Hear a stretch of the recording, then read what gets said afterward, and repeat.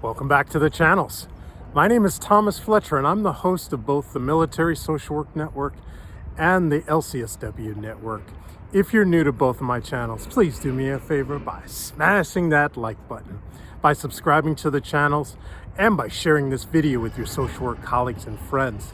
The purpose of both of these channels is to create a community of hope and support, where social workers can come for relevant news, information, and inspiration. Welcome back to Ask a Military Social Worker. So I'm starting a new series where this is going to be like life planning advice for the younger folks out there and for, people in general. So if you're new to my channels, I am a social worker. I am a military social worker who happens to serve both in the Department of Veterans Affairs as a civilian social worker, and I also serve as a uniformed military social worker in the reserve component of the U.S. Army.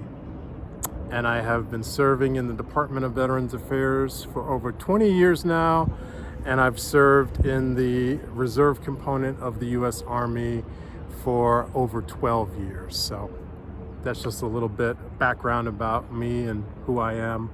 So let's get to it. So this video today, this episode is geared for young people that have just graduated high school. And your question may be, okay, I don't want to go to college and trade school, vocational school. Not quite sure I want to do that either. So what should I do? And let's put some more context around it. There's a lot of young people that may not have the luxury, the privilege, the circumstances of being able to stay at home. There's a lot of young people that are in the foster care system. They age out, right? But even putting those young people aside, there may be young people that may not have the greatest home situation where they just want to leave. They turn 18, they've graduated high school, and they want to leave, but they may not have the means to be able to go to college, or they may not want to go to college, right? College is a 4-year or 2-year, higher education is not for everybody, right? So here's where I'm stepping in to provide some guidance.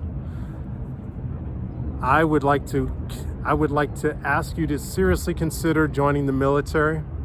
And I should put in this disclaimer. This video is not being sponsored, endorsed, or promoted by any military, by any governmental agencies. The views and opinions that are stated in this video are mine alone, all right? Let me also put a disclaimer that I am not a recruiter. I am not a recruiter for any branches of the military, okay? So I just want to put that out there also.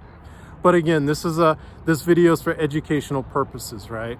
So again, if you're a young person, you just graduated high school, your family life, your home life is not the ideal situation, and in some situations, there's a lot of young people that when they turn 18, their parents tell them, "Hey, you got to kick rocks, you got to get out of here." So that's a real situation too. So I do want you to consider, if you're a young person out there and you're in one of these situations that I've described, I would like you to consider joining the U.S. military.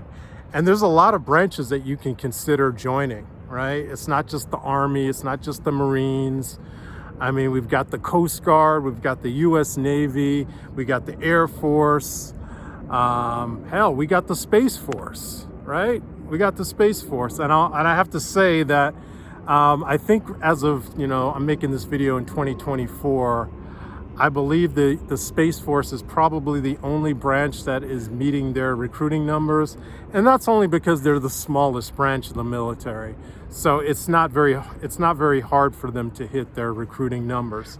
Whereas the biggest branch in the military is the U.S. Army. And for the last 4, 5, 6 years, the Army, the Navy, maybe to a smaller degree, the Air Force have been struggling to meet their recruiting numbers. But I say all this to say that, look, you don't have to devote yourself to a 20-year career in the military. You can give Uncle Sam 4 years active duty, 4 years either reserve component of whatever branch you join, or you could go what they call IRR, inactive ready reserve, for the last 4 years. So you could do a 4-year active duty contract in one of the U.S. branches. And when you do that, here's some perks that you won't have to worry about that your civilian counterparts have to worry about.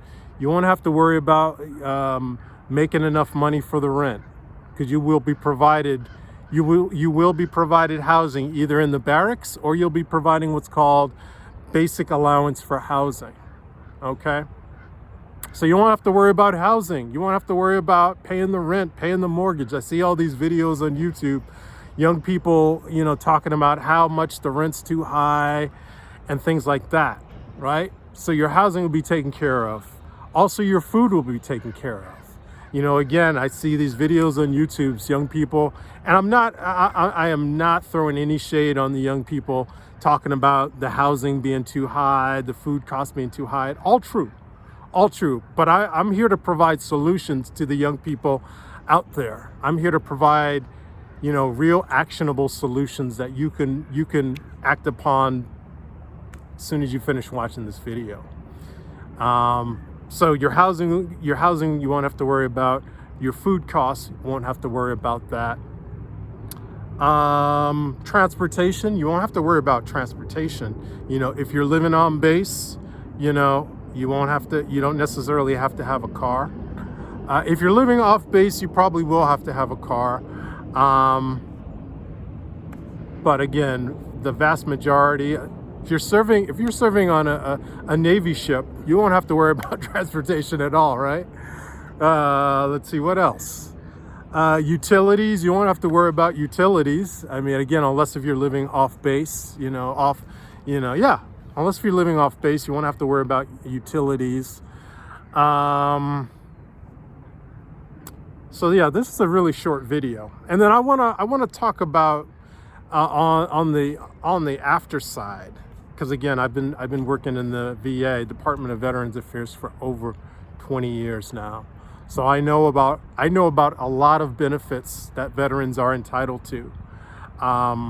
Once you get out of the military, you can get a VA home loan, 0% down to buy a house, right? That's one benefit that most people are aware about. Most people are also aware of the GI Bill, post 9/11 GI Bill, where the Department of Defense will fully fund you to go get a 4-year degree, or if you already have a 4-year degree, either a master's degree or a PhD. So again, I see a lot of videos on YouTube about young people talking about, their student loans being $40,000, $100,000. If you're 18 and you just graduated high school and you don't necessarily want to go to college now, but you may decide to go to college later, join the military, do your 4 years active duty. Then when you get out, you're going to have this post 9/11 GI Bill. Furthermore, after you exhaust that post 9/11 GI Bill, there's another program called, oh man, I'm giving all of you, I'm spilling the tea. After you exhaust your post 9/11 GI Bill benefits, as a veteran, you can apply for what's called Chapter 31 vocational rehabilitation benefits, where again, the VA, or the Veteran Benefits Administration, will fully fund any additional higher education that you want to obtain, again, beyond the post 9/11, right? And the VA will pay for your computer, they will pay for your books, your tuition, other associated fees, right? And here's a program that I recently learned about last week from a veteran that I worked with at the VA. There's another program in the VA called Chapter 35. So if you are a veteran and you're service connected, you can apply for Chapter 35, which means you can give your veteran benefits to go to college to your dependents, meaning that your dependents, once they are at college age, you can put them on the Chapter 35 plan and the VA will pay for them to get higher education. Okay? So again, this is a video for the younger people that have just finished high school. You don't know what you want to do with your life. And you're also facing high housing costs, high food costs, high utility bill costs, higher education costs. That's a mouthful. Or higher college costs. Think about joining the military. Again, you've got 8 branches to choose from now, including the Space Force, right? So I'm going to stop right there, but I want to thank you all for watching this video. For all the social workers and other licensed mental health professionals, thank you for the work that you do every day for your clients, for your agencies, and for the profession. Please continue to support each other and yourselves. Bye for now.